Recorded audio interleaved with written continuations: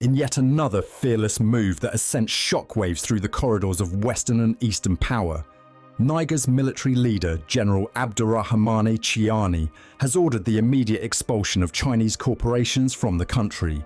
The companies, Soraz, CNPC and WAPCO, have been given exactly 48 hours, starting March 12, 2025, to cease operations and leave Niger's soil. This decision is not arbitrary. It is a necessary step in the fight to restore Niger's economic sovereignty. The government has accused these corporations of blatant disregard for the laws and interests of the Nigerian people. Despite Ordinance No. 2024-34, adopted on August 2, 2024, to ensure Niger's wealth benefits its own citizens, these companies have persistently refused to implement fair wages for local workers, sidelined Nigerian suppliers and contracts, ignored local industries, failed to invest in the training and promotion of Nigerian workers, and deliberately withheld technology transfers that could strengthen national industries. Enough is enough. This move sends a clear message to foreign investors.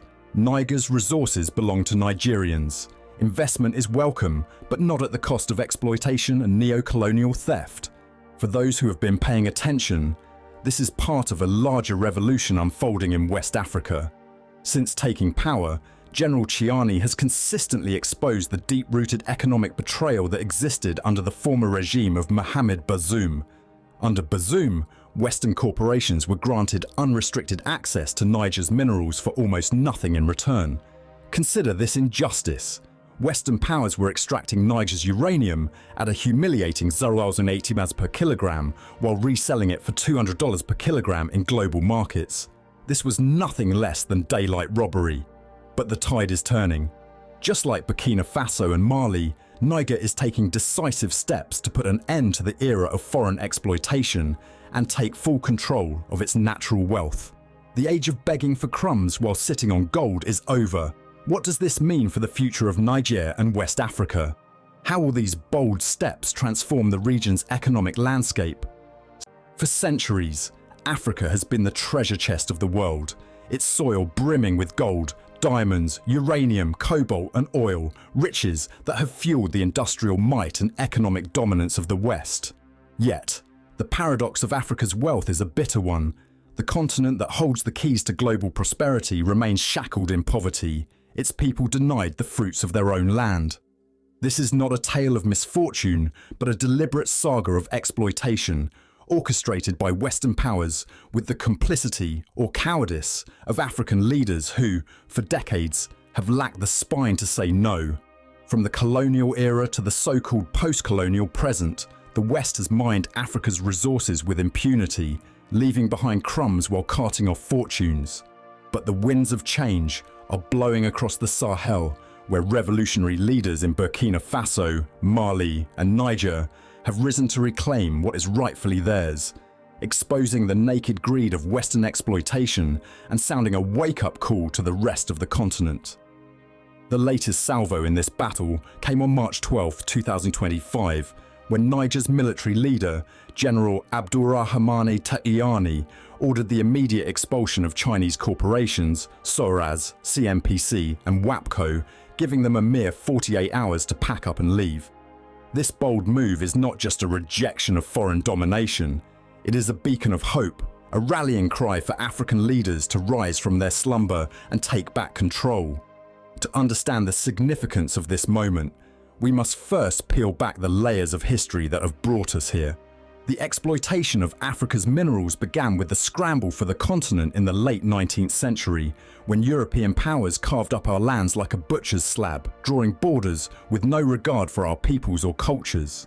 The Belgians plundered the Congo's rubber and ivory, the British seized Nigeria's oil and South Africa's gold, and the French laid claim to the uranium of Niger and the phosphates of Morocco.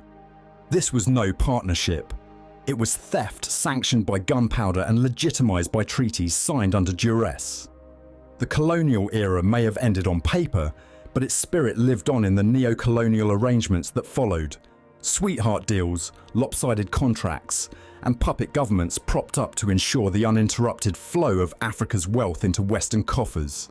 Take the Democratic Republic of Congo, DRC, for instance.